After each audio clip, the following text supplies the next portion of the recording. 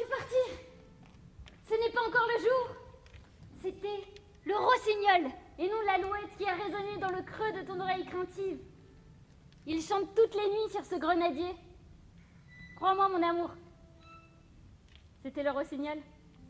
C'était l'alouette, messagère du matin, et non le rossignol. Regarde, mon amour, ces rayons de lumière jaloux qui tissent à travers l'est les fragments de nuages. Les chandelles de la nuit sont consumées, et le jour joyeux a déjà glissé la pointe de ses pieds sur la crête embrumée des collines. Je dois partir, et vivre ou rester et mourir. Mais cette lumière n'est pas celle du jour. Je le sais, moi. C'est un météore, soufflé par le soleil, pour te servir de guide cette nuit et éclairer ton chemin vers Mantoue. Reste. Tu n'as pas encore besoin de partir. Que je sois pris alors, que l'on me tue. Je suis heureux si c'est ce que tu veux. Je dirais, cette lumière grise n'est pas l'œil du matin, c'est le pâle reflet du front de la lune. Et ce n'est pas l'alouette, dont les notes résonnent dans la voûte céleste si haut au-dessus de nos têtes. J'ai plus de volonté de rester que de désir de partir. Viens, mort, sois bienvenue, Juliette le veut. Comment vas-tu, mon âme? Parlons, ce n'est pas le jour. Mais si, dépêche-toi, parle-moi. C'est l'alouette qui chante si faux, faisant résonner ses notes aiguës et discordantes. On dit que l'alouette fait une douce musique, mais ce n'est pas vrai puisqu'elle brise notre harmonie. On dit que l'alouette et le vilain crapaud ont échangé leurs yeux. Moi, je voudrais qu'ils aient aussi échangé leur voix, car cette voix nous arrache à notre étreinte et te chasse au loin de cette nuit éteinte. Où va-t-on? La lumière brille de plus en plus fort. Elle brille, et de plus en plus sombre est notre sort. Madame, votre mère vient à votre chambre. Le jour se lève. Attention, soyez prudents. Adieu. Adieu, un baiser, et je m'en vais.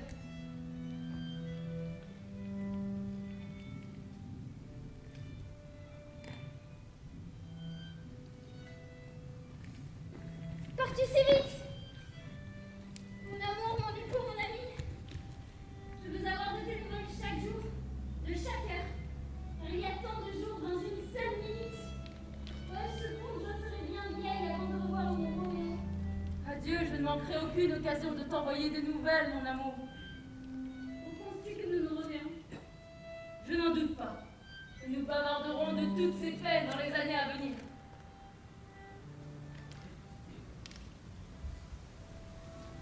Oh Dieu, mon âme pressent le pire. De te voir ainsi, j'ai l'impression que tu es un mort dans le fond de sa tombe. Bien mes yeux me trompent, tu as l'air pâle.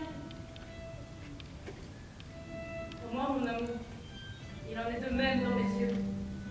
La souffrance assoiffée boit notre sang. Adieu.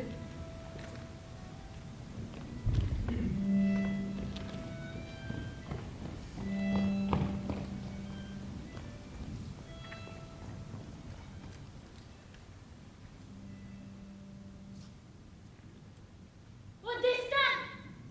Destin! Les hommes te disent capricieux? Si cela est vrai, que vas-tu faire de lui qui est si fidèle? Sois capricieux, destin. Car alors, j'espère que tu ne le garderas pas longtemps et que tu me le renverras. Ma fille, êtes-vous levée? Qui appelle? C'est madame ma mère. A-t-elle veillé si tard ou est-elle debout si tôt? Quelle raison inhabituelle l'a fait venir ici?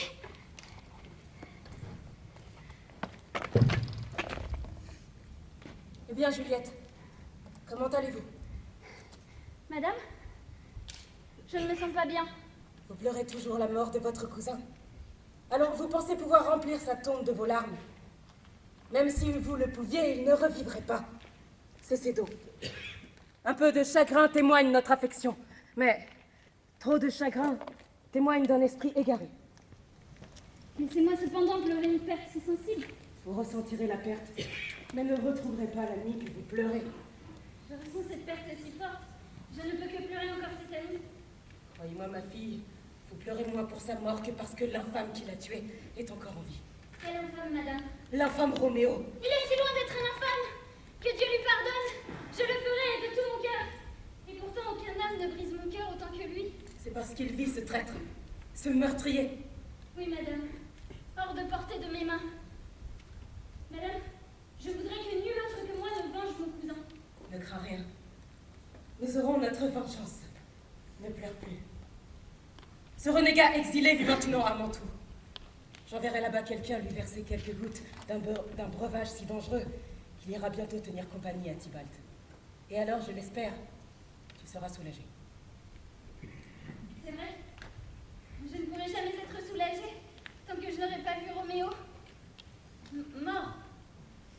Et mon pauvre cœur pour celui qui m'est si proche. Madame, si vous pouviez trouver l'homme pour emmener le poison, je le préparerai, de telle sorte que Roméo puisse, en le recevant, fermer bien vite ses yeux. Oh, comme mon cœur enrage de l'entendre nommer sans pouvoir le rejoindre, pour venger l'amour que je porte à mon cousin sur ce corps qu'il a assassiné. Trouvez le moyen, et je trouverai l'homme. Mais maintenant, ma fille,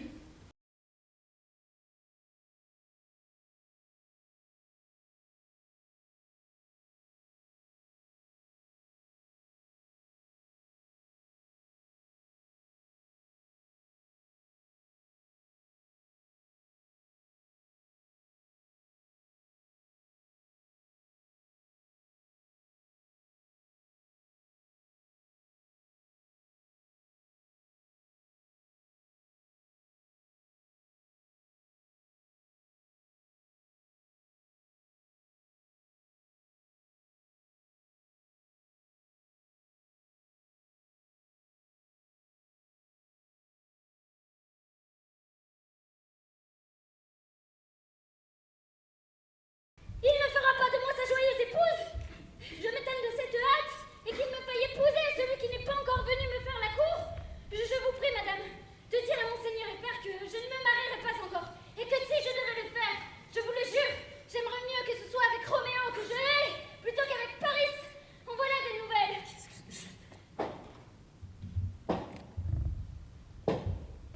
voici votre père. Dites-lui vous-même et voyez comment il le prendra. Lorsque le soleil se couche, l'air scintille de rosée, mais pour l'éternel coucher de mon neveu, il pleut à torrent. Ma fille, une fontaine, toujours en larmes, une averse sans fin. Ma femme, lui avez-vous fait part de notre décision? Oui, monsieur. Mais elle refuse. Elle vous remercie. Je préférerais que cette sotte soit mariée à sa tombe. Doucement.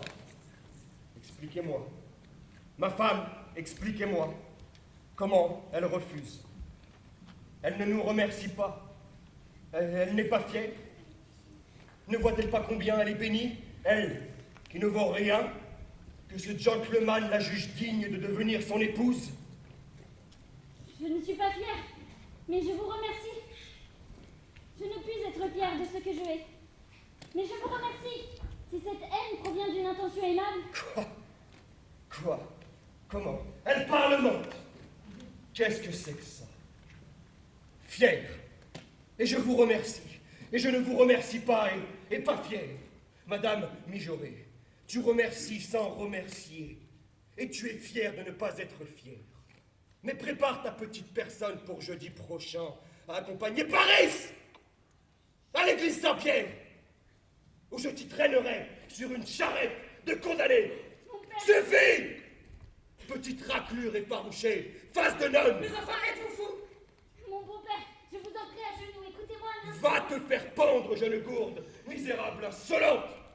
Je te le dis, tu seras à l'église jeudi, ou ne me regarde plus jamais en face. Ne parle pas, ne rétorque pas, ne réplique pas. Mes doigts me démangent! Non! Ma femme, nous nous sommes plaints à Dieu de n'avoir reçu que cet unique enfant. Et maintenant, je vois que celui-là est de trop et qu'elle n'est qu'une malédiction. Qu'elle aille se faire voir, vermine! Oh, que le Dieu du ciel la bénisse. Vous avez tort, Seigneur, de la réprimander ainsi. Et pourquoi, Madame Sagesse? Ravalez votre langue, Madame je sais tout. Allez piailler avec vos commères. Allez! Je n'ai rien dit de Bien malhonnête. le bonsoir garde. Est-ce qu'on ne peut pas parler? La paix, stupide marmonneuse. Allez, proférez-vous le soin d'autres mégères. Nous n'en avons pas besoin ici. Nous apportez trop. Pas de Dieu!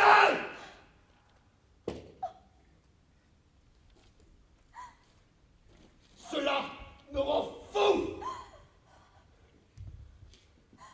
Jour et nuit, à toute heure, en toute saison, au travail, au jeu, seul ou accompagné, mon unique souci a été de la marier.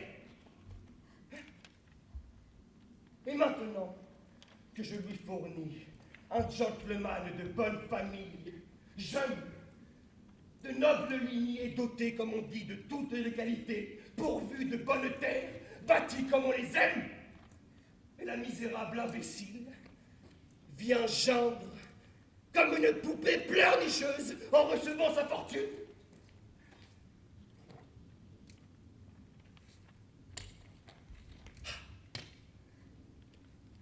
Je ne me marierai pas. Je ne peux pas aimer. Je suis trop jeune. Je vous prie de m'excuser. Je vais t'excuser si tu ne te maries pas. Va te nourrir où tu veux, mais pas chez moi. Pense-y, réfléchis, je n'ai pas l'habitude de plaisanter. Jeudi est proche. La main sur le cœur, médite là-dessus.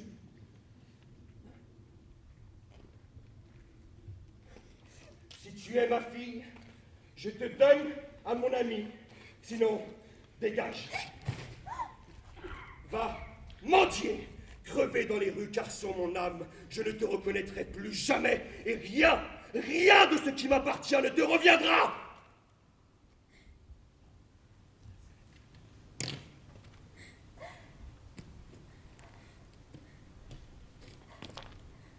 Pense-y. Crois-moi.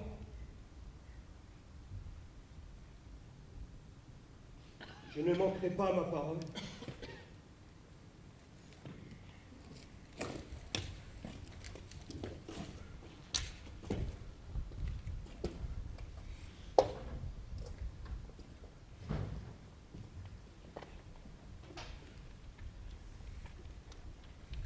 N'y a-t-il pas de pitié là-haut dans les nuages pour voir le fond de ma douleur? Ma tendre mère, ne me rejetez pas. Retardez ce mariage d'un mois, d'une semaine. Ou sinon préparez mon lit de noces dans ce même monument où Tybalt repose. Ne me parle pas. Je ne dirai pas un mot. Fais comme tu voudras. J'en ai fini avec toi.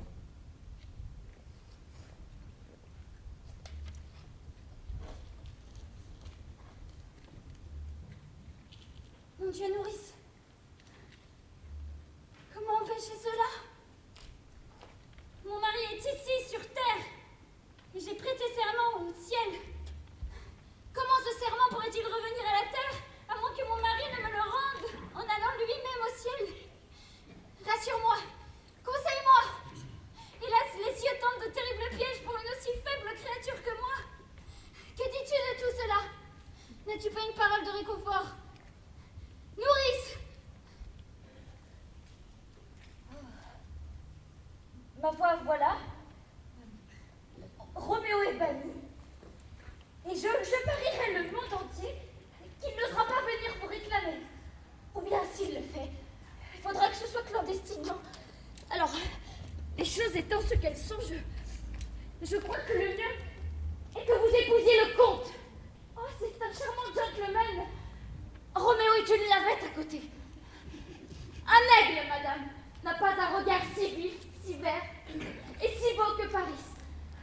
Que je sois botte jusqu'au cœur si vous n'êtes pas bien heureuse dans ce second mariage, parce qu'il surpasse le premier. Quand bien même le premier est mort, vous ferez mieux de l'être, puisque vous vivez ici et vous pouvez être avec lui.